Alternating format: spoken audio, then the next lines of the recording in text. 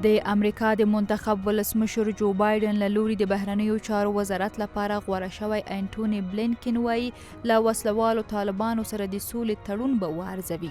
د راپورونو له مخې نوموړي امریکایي سناتورانو ته د خبرو پر مهال ویلي د امریکا او طالبانو ترمنځ د لاسلیک شوي توافق پر ډیرو جزئیاتو نه پوهیږي، نو باید دغه توافقنامه په دقیق ډول وارزول شي. ولسمشر محمد اشرف غني هم تیره اونۍ ویلي وو د امریکا او وسلوالو طالبانو ترمنځ تړون ګونګ دی او تفسیر ته اړتیا لري. د ولسمشر لومړي مرستیال امرالله صالح هم وایي ډونالډ ټرمپ د مذاکراتو پر مهال وسلوالو طالبانو ته له حده زیات امتیازات ورکړي چې بدې پایلې به ولري. د مشرانو جرګې مشر فضل هادي مسلمیار وایي تمه لري چې د امریکا متحده ایالاتو نوی ولسمشر جو بایدن او حکومت د افغان ولسونو او حکومت سره ودرېږي او ورسره لازمه همکاري وکړي. د چارو یو شمیر کارپوهان بیا د وسلوالو طالبانو سره د شوي توافقنامې د ارزولو په اړه د امریکا د بهرنیو چارو وزارت لپاره د غوره شوي انټوني بلینکن نظر د حالاتو سره سم او مناسب نظر ګڼي.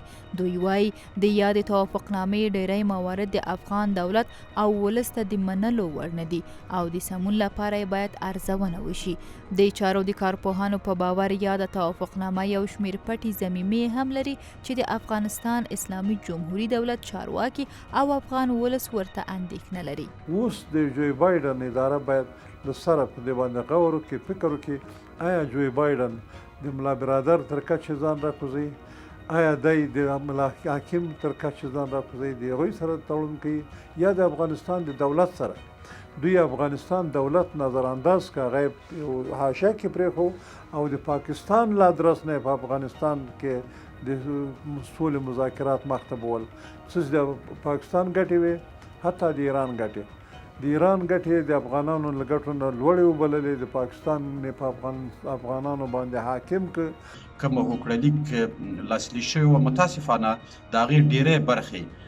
پټې ولې د افغان دولت او د افغان ولس سره شریکې شوې نه وي. موږ ترې نه ناخبره وو، زموږ ولسونه ترې ناخبره ول. همدغه علت دی چې اوس ورځ تر بلې دغه مذاکرات پیچیدې کیږي او د امریکا د نوي حکومت په راتګ سره به دوی هغه خپله پالیسي او ستراتیژي په لاره چې هغه په افغانستان دپاره د اوږدمهاله دپاره شروع کړې ده.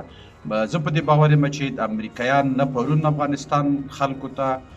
وفادار او ژمن وو او نه نن دي او نه به سبا اوسېږي، بلکې هغوی سره خپل اهداف او موخې دي او د هغې ته د رسېدو په خاطر باندې همیشه دپاره دغسې څرګندونې کوي چې د وخت او حالاتو سره ایجابېږي. په ټولنیزو رسنیو کې هم یو شمیر افغانان په خپلو لیکنو کې د امریکا د نوي ټاکل شوي جمهور رئیس جو بایدن څخه غوښتي چې د افغانستان سولې پروسه کې داسې اقدامات وکړي چې د افغان دولت او ولسونو ته د منلو وړ وي. د امریکا د بهرنیو چارو وزارت لپاره تازه غوره شوی انټوني بلینکن په داسې مهال وسلوالو د سولې توافق د بیا ارزولو خبره کوي چې وسلوال طالبان بار بار متحده ایالاتو ته ویلي چې لاسلیک شوي توافقنامې ته ژمن پاتې شي. د ویلو ده چې قطر کې د سولې پیل شوي بین الافغاني مذاکرات هم پڅ روان دي او ویل کېږي دواړه لوري د امریکا د نوي حکومت درېځ ته په تمه دي.